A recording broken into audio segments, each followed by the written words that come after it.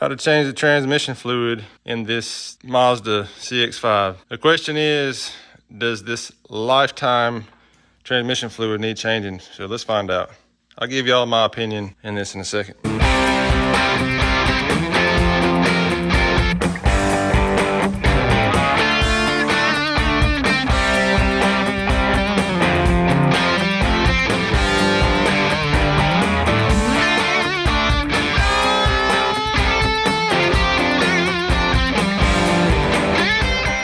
So of course, got it up on our ramps. Gonna lift the hood, let it cool for a minute because it's really hot from driving across town, you know, getting all the fluids. I want to let it cool just about 30 minutes. You know, they say it's lifetime fluid. It's baloney. There's no such thing. If you look at the transmission, this is basically just like any other transmission. One reason we bought this, I bought this car for my wife, is because the service, you know, he was able to service transmission. Didn't have one of those sealed transmissions where you weren't really supposed to service it. This one, although you're not really supposed to service it, you can, and that's one reason why I bought it, but we're gonna get under here and I'll show you in just a second. I haven't even popped the pan off the transmission yet to see what kind of residue's under there, but y'all about to see in that pan in a second on the magnet and everything, what kind of residue's in there. It's 100,000 miles. We bought the car not too long ago, and you know, on the Carfax, you had just the regular services and stuff, but I know they didn't change the transmission, or I'm guessing they didn't change the transmission fluid because you're not even supposed to, according to the manufacturer. So we're gonna change it and see how dirty it is. I don't wanna keep running it on up over 100,000 without changing the fluid, because then at that point, you might as well just leave it in there anyway. So let's get to it. So I'm gonna go over some of the stuff we need for it. Fluid, this takes, on the CX-5, it takes FZ, type FZ fluid. That's kind of a funky fluid. There's a couple places that make it aftermarket you can buy, but it's not much cheaper than this. So I just went to the dealership and got this. So we're putting the exact same thing back in as that's in it now. And the kit, I went to Advanced, I think it was, and just bought a kit for the filter. And it comes with a gasket, which is good because it has RTV on it now, and you got to scrape it all off, and next time I'd rather not do that or even have to apply it. So applying it's not bad, scraping it off is a pain, but we're going to use the gasket. I'll throw up on the screen right here that particular kit if y'all are interested in it, and your Mazda dealer just sells this stuff. Ain't cheap, dude. It's like $22 a quart. It ain't nothing like your Dextron that goes in Chevys and other stuff, so just be prepared to pay a lot. Oh, and an M14 aluminum crush washer for the drain plug. There's a big plastic cover under here, splash guard, and you can get to a few things, including your oil. There's a panel that comes out, and this one's missing. I have to order another one because it's missing the screws in there. Or somebody left it out, whatever, but for the transmission, this whole thing's gonna need to come down, and you got a bunch of these. I believe they're 10 millimeter. We'll see in just a second. There's also a few of the push pin ones on here. These are 10 millimeter. Then of course your push pins. Got a little tool for those. Or some catfish skinners. If you got some fish skinners, they work pretty good to grab and pull them out. That's the old redneck version. The catfish skinner is the old redneck version, but these work pretty good too. It never hurts to have some of these extra. I have a little case I ordered off Amazon of just different sizes of these, because you never know when you're gonna booger one up and you try to get it in, it don't stay tight. Yeah, so if you're laying under the vehicle and that's the front of your vehicle and your head's toward the back, look to your left side here. That's your transmission pan. You can see there. Has a drain plug. I'll tell you what size in just a second, but it's a hex head. I use a hex head socket. First, I'm gonna pull the dipstick. Yes, these have a dipstick, which is great. It's only a little short, stubby one. I'm gonna show you that in a second. While this is still cooling off, we'll get the rest of that done, and then we'll come on here and drain it. Okay, so there's the dipstick. You're probably thinking, where? Yeah, it's up under all this crap. So we're gonna take the air box out, which is just these two, I think 10 millimeter. You pull these out, and then you take off your connector for your air box from your intake here. And then the box itself is just sitting on some little rubber pins. They'll come straight out, and you'll see in a second. Don't forget about your sensor little clip here. Or instead of unhooking it, just set the top of the box over there. It kind of sits out of the way, so you don't worry about that. And you got your filter, which is clean there. But it's got these little rubber grommet things it sits on. Just lift it straight up. There's your air box. Just came straight out. And then your dipstick, you can see, right there where that bolt's in it. It's just got a bolt that holds in the dipstick. Pull it out, check. First I'm gonna spray some brake cleaner around it, just kind of clean it off so no crud gets in the hole when I take it out before we drain it. So fluid on the stick, not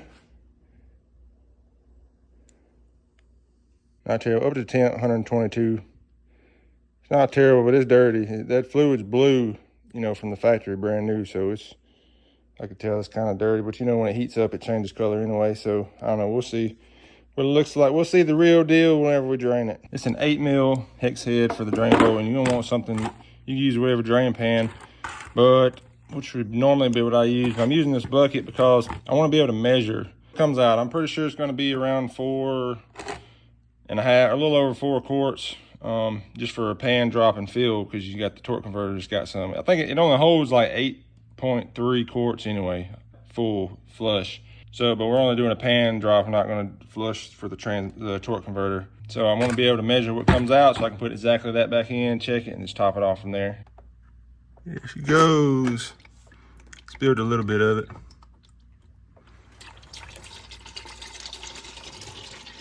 I'm gonna try to get some light on that fluid. Look at there. That fluid is blue from the factory, my boy. Why does it look red? Well, I say red, it's just brown. It's crap. That's some dirty fluid, which again, heat changes the color, but after we let it drain, I'm gonna stick the plug back in, and then we're gonna loosen all these bolts around here. I think those are also 10, either 8 or 10 mil with I think it's 10 mil. And take them off. We're gonna have to drop the pan so we can get to the filter. So we got the fluid drained down all, stuck the plug back in, got all these were 10mm bolts. Now I just need to get soft, take a rubber mallet and tap it on the sides or whatever, just get it broke loose, so you can try to pry a little bit, whatever. You just don't wanna bend this flange area up or scratch the surface for the seal. So I'm about to just take a hammer and kind of tap on each side, just kind of to get it broke loose so I can pry it. That's the thing about using silicone, and it seals good, but it's kind of aggravating. Then I'll take a plastic like pry tool or something I got and just scrape all the old gasket off of the surface of the transmission, the pan. We'll see what the inside of the pan and all it's like in the magnet. There's two 10mm bolts, one here and one over here, and then the filter pops out and it's got I think it's right here, it's got an O-ring it seals in there. The pan ain't got much residue, but got a bunch of old sludge on the particles on the magnet, clean that off. All right, got our pan and the magnet cleaned up, getting ready to get it back under there. It's got two O-rings. Just rub a little fluid around both of them, and we're gonna pop it back in there and bolt it back down. And I'll give all the torque specs in a minute. And we're gonna put our pan on. So on these two little filter bolts, this range is 80 to 88 foot-pound. I don't know why they give a range. All of them have a range. Why don't they just say 84 in the middle? But anyway, so I just set it on 84, torque them down. Now we'll put our pan on. So all these is torqued down. It's like 71, 80. Anyway, I did them back the same torque spec as I did the other two because they're all the same size bolts. So about 83 or 4. And then the drain plug here, 25. Well, there's a range also, but 25 is the middle. So I just did 25 on that with aluminum crush washer. Now we're gonna top her off. Then I'm gonna come back and double check all my torque because it's rubber and may have compressed a little bit. I'm gonna double check all those. And then we'll put the splash guard under here. If you're interested in the torque wrenches I use, it's the Tekton. This is a 1/2 inch drive, and then I also have a 1/4 inch drives for inch pounds. And they're nice. They come with a good hard case here. And I like these because, you know, a lot of times like the full chrome ones, it's hard to see the letters and stuff on there, but these, it has nice etching here, and then you can see the pounds are at there. They're really nice. And they have what I really like is they have a really nice crisp click when you reach the torque range, just a good click. It's not mushy at all or anything. And so like this is the 1/2 inch. I don't have a 3/8 drive because the 1/2 inch, it goes from like 10 pounds to 150. And the 3/8 goes from like 7 or 8 pounds to 150. So really, there's no need. I just use a half inch. If I'm using 3/4, if I'm using 3/8 sockets, I have a little adapter, a 1/2 inch to 3/8 adapter, and I use that on here. And then anything under, 10 pounds, I can do in inch pounds. For smaller stuff, I can use this. Just thought I'd mention that if y'all are curious of these. The price point for these are really good for a decent torque wrench. And that torque wrench, that's what I use to build the engine in this whole square body here. And they've done great. So it's that old blue fluid, Mazda fluid. I know it's gonna hold 4 quarts at least. We're gonna measure what we got out of that bucket and see how much of the 5th or 6th, whatever quart I got, needs. So we used one of the other quarts in the funnel to pour and see how much we had. We got a little over 4.5 out. So we got 3 in here. We're gonna pour another 1.5 or a little over, and then we're gonna drive it and check it. All right, we're just gonna put her in all the gears.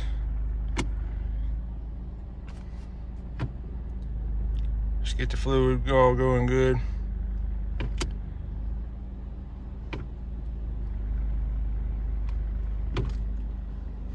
All right, now we're gonna drive her a little bit. All right, she's all done and buttoned up. And we're gonna run her through the gears and get her going. All right, so we're in first here. We're just gonna see how she runs through these gears.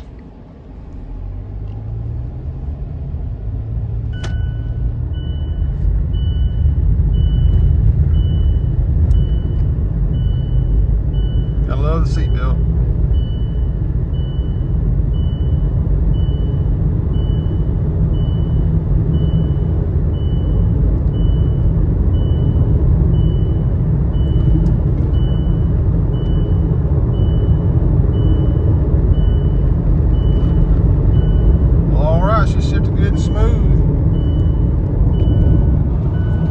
Gonna wrap up this video. She's running good.